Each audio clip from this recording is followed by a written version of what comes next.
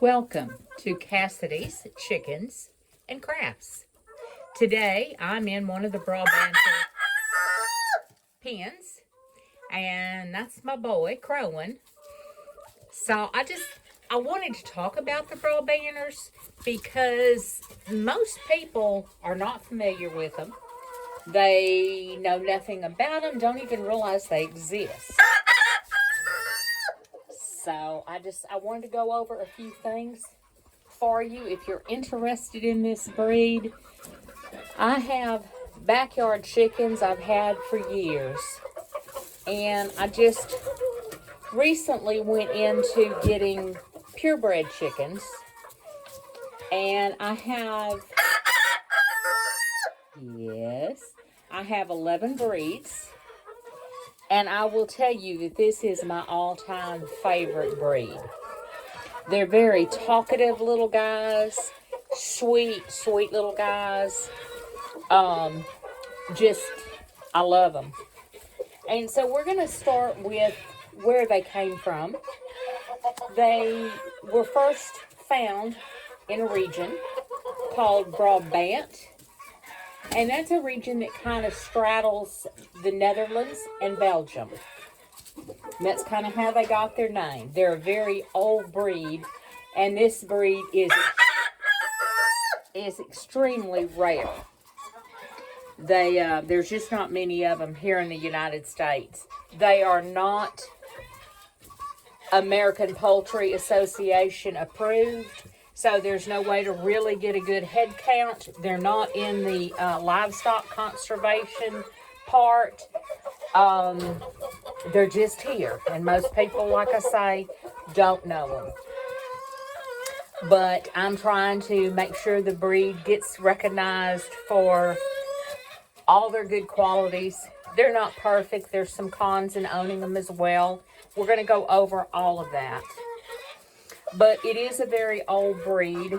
If you look at a lot of your older paintings, I'm talking paintings from the 17th century, you'll find pictures of this breed in paintings. They've just been around that long. They nearly went extinct around the 20th century. And why they went nearly extinct, I'm not sure. But they got together and decided they were going to, help the breed along. And they did. And they did this by breeding them basically to the German Owlbeards. That's where they started. So those two breeds are very closely related. The Owlbeards are getting more common, and there's more breeders getting interested in those. I hope the same thing can happen with these guys. Your average hen will get about 2 kilos. 2 kilos is about 4 pounds roughly. 2.5 kilos for the rooster, so roughly 5 pounds. They're not a huge breed, but they're not tiny. They do have supposedly a bantam version. I've not seen the bantam version.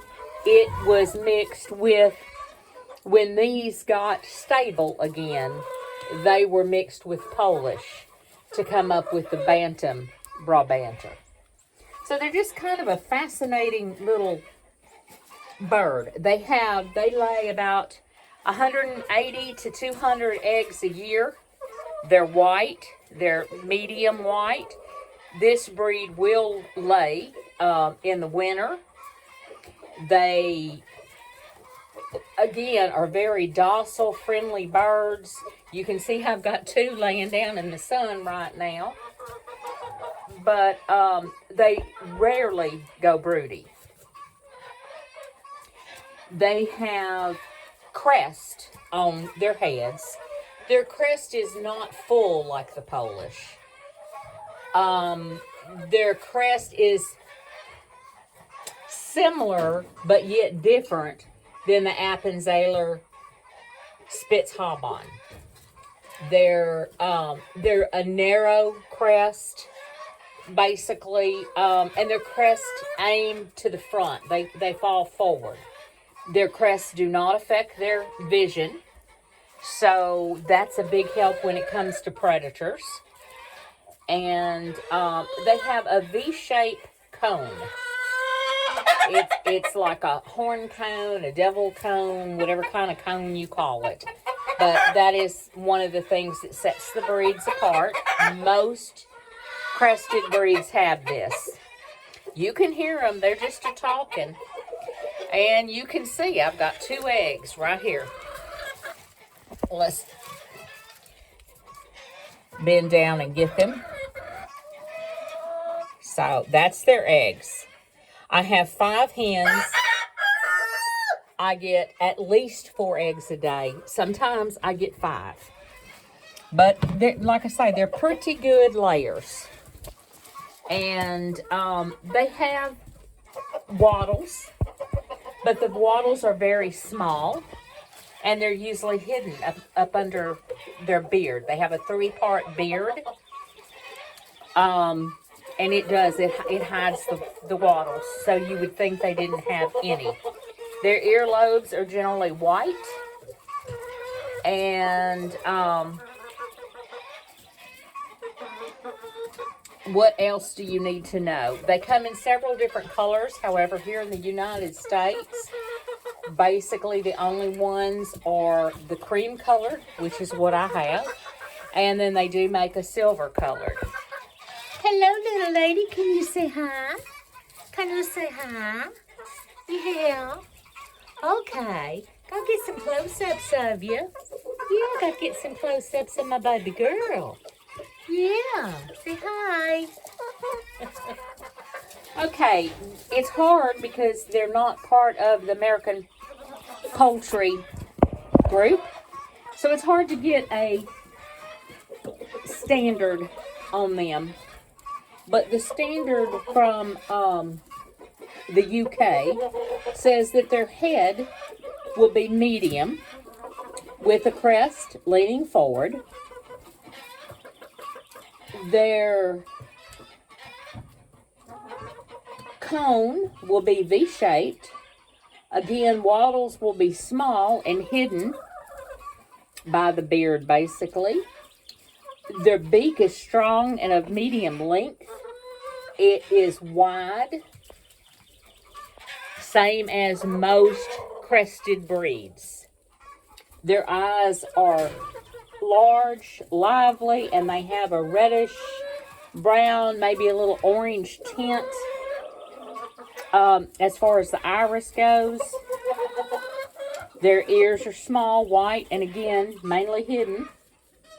Their neck is straight, medium length, and thick. They have a thick coat on their eggs. A thick coat on their neck. I'm sorry, I glanced down and there was the eggs. Their abdominal area is very well rounded, broad, and predominant. Their back is broad and long. Their tails are long, well opened, and carried above the dorsal or above the back, and their wings are strong and close to the trunk. There's just not a whole lot on these guys. They're almost a perfect breed to me. Like I say, I have 11 breeds. This is my favorite. There are a few down sides or cons to them. One is they're very talkative, and some people don't like chickens that they believe is noisy, but it's not a loud noisy, so it doesn't bother me at all. They don't go broody. Rarely will they go broody. And so if you get their eggs and want babies, you're going to either have to put them under a broody hen of a different breed. I use Silkies a lot for that. Or you can use an incubator. So, you know, the breed itself is very docile. But if you do not mess with them, they can also become flighty. And I have noticed the younger ones are flighty. They have to get to know you and settle down, but they will, and they become just like these. These, you just have to push out of your way because they get all under your feet. My rooster is as friendly as they come. I've been told they can be really aggressive, and I just don't see that. Like I say, but you get what you put into it. If you put in time with your flock, I think they're going to be more docile. Otherwise, they're going to be flighty and skittish. So, you know, some of that is up to parenting, you might say, of your flock. See, he's very talkative, but look how wide his tail is. He's got a nice wide tail, and it definitely is over his back. But as far as cons, that's about the only cons I can say. Pros, there's just so many because they're a beautiful bird. And if you look closely at some of the markings on their backs, they almost look like little heart-shaped black dots. Just a real pretty rooster. And they're unique because you don't see one like this every day. The Appenzeller is similar. I have those too. And the Appenzellers and the Cochins are probably my second choice for a breed. But these definitely rank number one. There's also, I believe it is a Russian breed called the Padovana. I don't really know how to say it. Padovana is the way they spell it. And I'm sure I butchered it. I've never even heard it pronounced. So, but they're closely related to those as well. Some think that that breed might have also been used to strengthen the numbers on the Brabanters along with the Owlbeards. The Owlbeards don't have the crest. There's no fluffy stuff on their head. And the Owlbeards are a bigger bird. Me, I like big birds, but in this breed, I like this size. I don't even know that I would care for a bantam. This is just a good size. They get along with everybody. They would kind of be low man on the totem pole if they were out with other breeds, but all my breeds are kept separate. My breeds are purebred. That's what I've went to. So everybody's kept separate. And I've got these 5 hens and the rooster. And then I've got 13 chicks. And at some point, I may offer a few of the chicks for sale.